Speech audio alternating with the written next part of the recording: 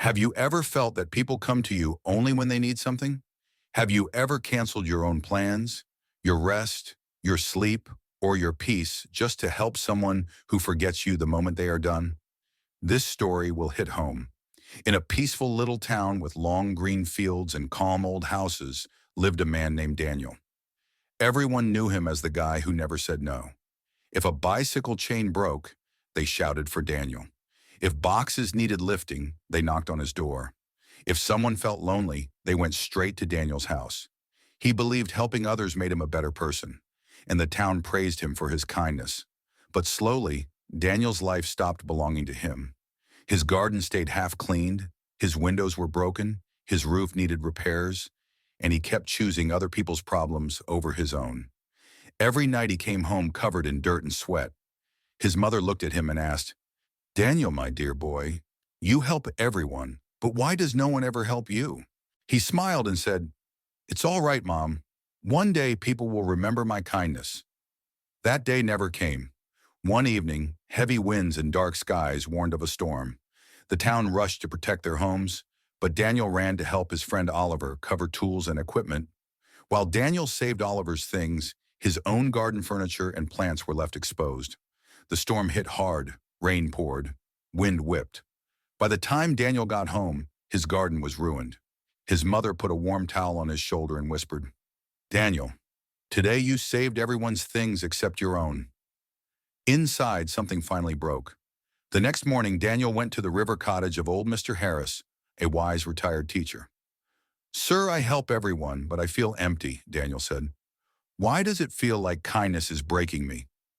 Mr. Harris watched the slow river and said, "Look at this river. It gives water to trees, birds, animals, and farms.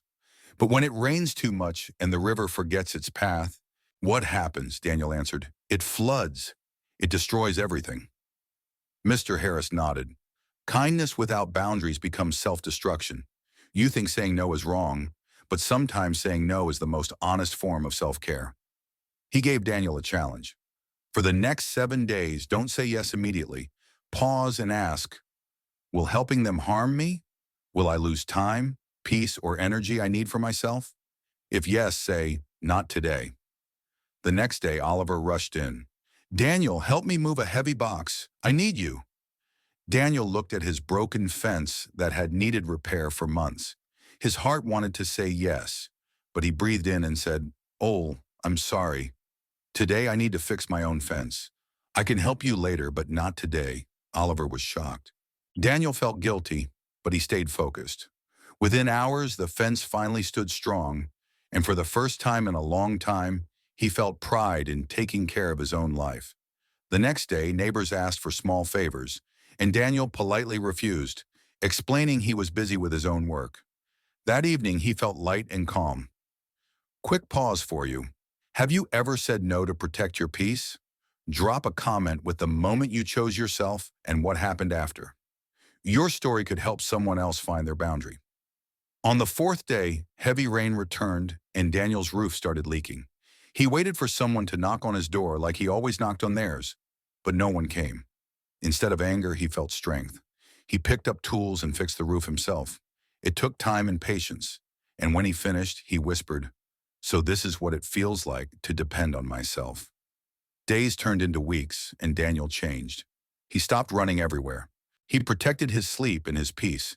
He woke up early, cared for his garden, cleaned his house, and invested time in himself. Something unexpected happened. People respected him more. Oliver began solving his own issues. Neighbors stopped calling for every little thing. The town stayed friendly, but people no longer treated Daniel like a tool. His house looked better. His garden grew beautifully. His face looked fresher. For the first time in years, he laughed without feeling tired. Mr. Harris visited and asked, "So Daniel, did the world fall apart when you stopped saying yes to everyone?" Daniel smiled. "No, sir. My world finally started coming together." If this story spoke to you, hit subscribe for more powerful life lessons and stories that help you protect your peace. Remember, saying no does not make you selfish. It makes you strong. It means you are choosing peace, not pressure. Your time, your mind, and your heart are precious. Protect them, and the world will respect you when you respect yourself. Are you ready to say, not today, when it costs you your peace?